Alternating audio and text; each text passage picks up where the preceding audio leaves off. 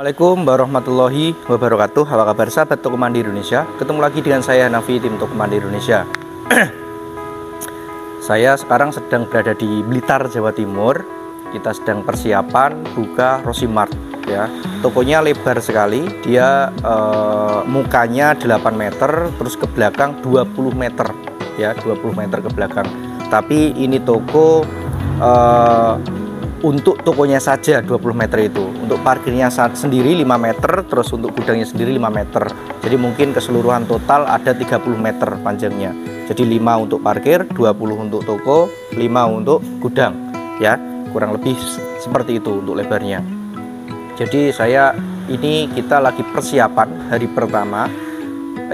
Persiapan hari ke 11 ya, Mas Santoso ya. Hari ke 11, terus besok hari Minggu tanggal 29 Januari 2023 kita grand opening. Jadi tim kita persiapan di sini sudah 11 hari ya untuk persiapan ini semua, dan ini H-1, jadi besok buka. Ini sudah 99%, tinggal nanti sebar brosur sama hias toko saja ya. Jadi saya akan mengulas sedikit tentang karakteristik toko ini. Toko ini berada di pemukiman padat penduduk ya. Terus sebelah utara sana ada perempatan juga. Jadi secara kategori traffic masuk, pemukiman padat penduduk masuk ya. Jadi mudah-mudahan nanti nih harapannya masyarakat bisa antusias untuk toko ini, karena tokonya besar juga, sehingga sehingga perlengkapannya juga cukup lengkap. Nanti saya ajak jalan-jalan ya. Ini tokonya menggunakan rak yang tinggi, ini 170-an ya, mungkin lebih sedikit ya, karena ini menggunakan rak ini rak homemade atau home industri rumahan buatan sendiri. Jadi bukan buatan pabrik saya kira, karena kalau buatan pabrik itu sebenarnya rak itu kan ada dua yang biasa kita pakai, rak ekonomis sama rak premium. Rak premium itu yang biasa kita buka di rest area, di bandara, atau di tempat-tempat yang high class, di apartemen gitu. Terus rak ekonomis itu yang biasa kita buka di rumah-rumahan biasa. Terus ini ada lagi rak homemade ya. Rak homemade itu rak bikinan sendiri. Jadi memang dia potongan-potongannya kelihatan potongan sendiri ya. Memang untuk harga jadi lebih ekonomis yang ini, lebih hemat yang ini. Selisihnya kemarin saya hitung kurang lebih di angka 200 ribuan per set, 100 sampai 200 ribuan per set ya. Tapi ya kembali lagi saya tidak fokus di sana, karena ya ada barang, ada harga, ada rupa. Jadi itu pilihan. Hanya nanti saya sampaikan ada lebih yang ke harus matching antara kita buka di mana begitu. Kalau kita buka di stasiun, kita buka di bandara, kita dibuka di rest area, kita buka di tempat-tempat yang high class.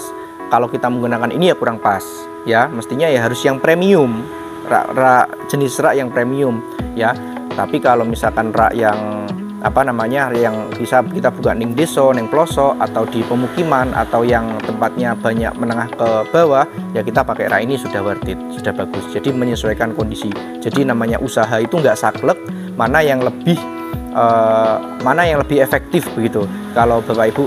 Tapi kembali lagi itu pilihan ya, itu pilihan. Jadi ya itu pilihan, mau yang ekonomis atau mau yang premium atau mau yang homemade, itu monggo silahkan. Hanya memang kalau ini memang secara spek lebih kecil ya, sedikit lebih kecil. Terus nanti bisa dilihat di videonya, itu sedikit lebih kecil ruangannya. Terus ini Mas, ini juga secara bahan lebih tipis ya. Kembali lagi, jadi ini saya fokusnya adalah ada harga, ada kondisi ya. Jadi kita menyesuaikan kondisi. Saya tidak bicara mana yang terbaik ya. Namanya bisnis, bisa jadi menggunakan rak yang seperti ini juga pilihan yang tepat karena berada di desa ya. Tapi untuk di toko ini bagaimana? Kalau toko ini nih saya lihat, coba di shot dari lantainya Mas Santoso, lantainya terus naik ke atas sampai ke atap. Nah, oke, baik lagi sini. Jadi ini sebenarnya bangunannya high class ya. Jadi dari lantainya juga premium, atapnya juga premium. Pas ketemu ini jadi kurang balance. Ini kalau di sini menurut saya. Tetapi kalau di daerah sini, ini agak masuk, agak deso, di sini agak perkampungan, padat penduduk, menggunakan rak yang seperti ini balance, worth it menurut saya. Tetapi untuk bangunannya jadi nggak match and balance, jadi kurang match sama bangunannya. Tapi kalau sama lokasinya balance gitu ya. Jadi kembali lagi pilihan. ya, karena ya kalau rak itu memang speknya beda-beda ya, yang ekonomis sama yang premium itu juga harganya beda, terus kekuatannya juga beda, sama ini juga kekuatannya beda. Kalau ini kan lebih tipis ya, nah jadi kekuatannya juga beda. Jadi sekali lagi itu. Oke, kita lanjut bahas toko ini. Jadi ini ada 1, 2, 3, 4 lorong ya, isot Mas Santoso, 4 lorong, terus tingginya ini kurang lebih di 150 lebih sedikit ya, 150 lebih sedikit ya, terus ke belakangnya 20. Jadi memang ini konsepnya bagus sekali ya penataannya. Jadi memang dibikin banyak lorong supaya nanti orang itu belanja bisa lebih muter-muter, lebih apa namanya, lebih muter, lebih bisa menikmati suasana belanja. Jadi memang habit masyarakat Indonesia kita atau masyarakat kita itu suka healing kan, suka. Jadi belanja muter-muter itu mereka suka ya. Ayo kita jalan ke sini Mas Santoso. Nah, ini pendisplayannya tidak jauh beda dengan toko kita yang lain. Jadi mainannya di sini, terus susu box di sini, susu box di sini, terus popok ada di belakang, terus ini non food, sana food begitu ya. Jadi tidak ada yang berbeda. Kita ini lagi persiapan. Intinya dari video ini yang saya sampaikan adalah